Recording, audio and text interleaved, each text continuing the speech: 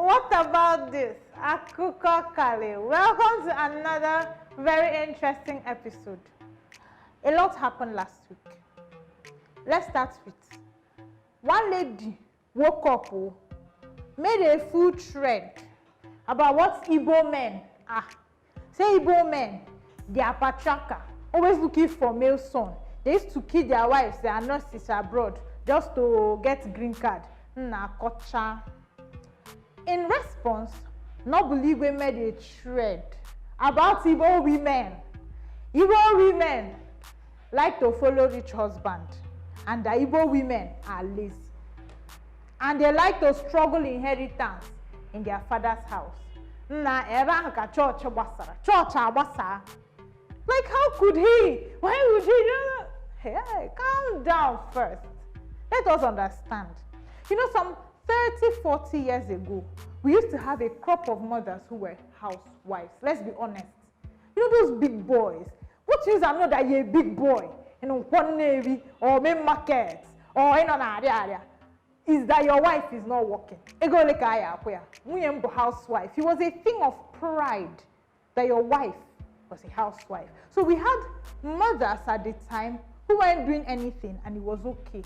And these mothers raised daughters who, of course, think their life is okay as today.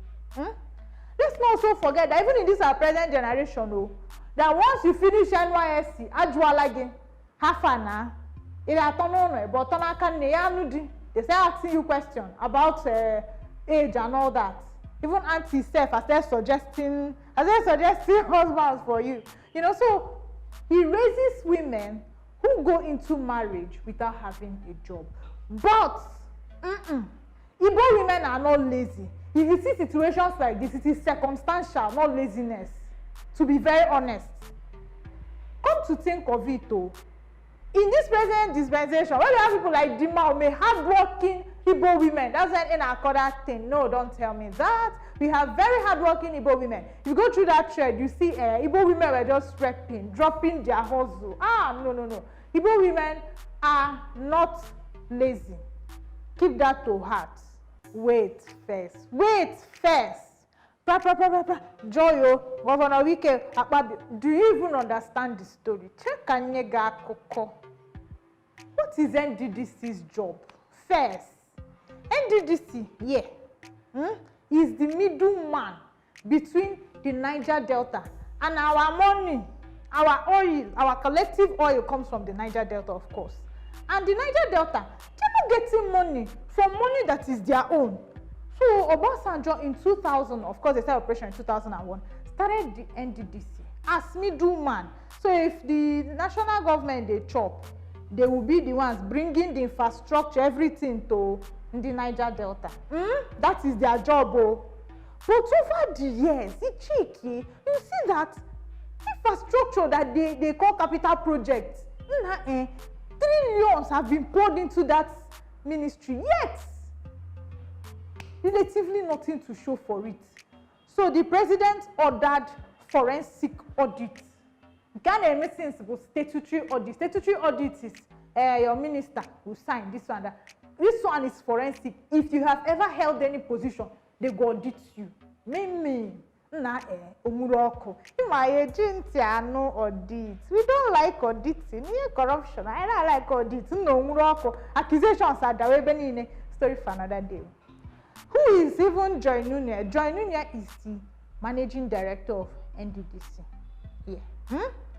And Akpabio, Godswill Akpabio, is the minister supervising NDDC. So what guy? He sacked her. That's where all this thing started from. When he sacked her. He sacked her. And people now don't even know the reason. No. He now granted the interview. Now said he sacked her for fake NYSC. Okay? He sacked her for insubordination. She's not loyal.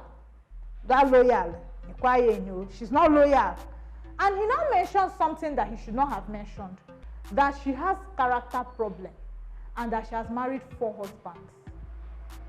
These 3 things, Kaiji Akao, Okocha, Emago, and he left. Of course, Joy had her right of reply. That was now when social media entered go. When When Joy came to reply, she said, first of all, my love life is not your business. Go and answer your 500 million naira allegation, easy. And your 40 billion naira allegation, Hey, she took that one keep. She now said, by the way, that she's not married to 4 husbands and that she's suing him. Since love life, she's going to sue him. She then went ahead to say for her NYSC, she was evasive, for her NYSC, that governors have advised her not to put her certificates out there to avoid doctoring it. No problem. That's when she now said that. When it comes to subordination, that first of all, the letters that the ministry sent to her that she did not reply are letters asking for money. And some were even from the chief of staff of the minister saying that why she not answer her. That she did not feel the need to answer it because they were not letters that the ministry had anything to do with. No problem. She went ahead to now say that she's the first Ogoni woman, that she know he had plan B. So that she did not allow his plan B to work. Auntie, what is the plan B? She said she's the first Ogoni woman to slap the minister. Slap? She said yes. What happened? She said that he attempted, put it in a way that is suggested. And I asked her, so you're accusing the minister of sexual abuse? She said yes. So she accused the minister of sexual abuse and she slapped him. Now, that was the akoko. Eventually, she was in her house that morning and security men came to arrest her. They surrounded her house. She locked everywhere. She refused to open. They even tried to jack the door, but she no gree. The door no gree open. Then she now called Wike to come and rescue her. That's not when Governor Wike came himself, to rescue her. Now that you know the story, now when you don't understand what's happened, I put on mods first of all. Can you now go back and stop quarreling and fighting? Buy me my mouth for gisting this kind gist. What about this? Pastor Adeboye wished his own wife, happy birthday. And I wrote a piece. She subordinates, she listens to him, she trims his nails, she still cooks his food, despite being Mommy G.O. and that he's her head. Whatever he says, that's what she does. She can only argue small, but that's what she does. His own wife, his own marriage. Mommy G.O.'s marriage is a model marriage for many Nigerian women. And they up you, mama. But feminists will have none of that. They say, she's human. She's your wife. She's not a slave. She's your fellow human being. The thing come make some patriarchs they say, that the G.O. and Mommy G.O.'s marriage has stayed for more than 3 decades and they are giving you tips. But you know what? Joy that they just broke her heart last week at Ebariam is giving hot takes on how marriage should be. That they have none of that though. Pastor Adeboye, no even send you now. You no even answer, join. Happy birthday, mommy. In the middle of a pandemic, the only thing the management of Federal University of Technology can think of is how to make certificate collection fee from 200 naira to 20,000 naira. The students who will give the certificate, you don't sure say they go there like come carry them. You know it may increase. Please stop it. Stop it. Unless that certificate go carry transcripts, barcode, don't do that. Nigerian students have spoken for themselves. They say they want school to be reopened, that they don't want to be at home again. Are you for or against? If you are for opening of schools, I have one question I want to ask you.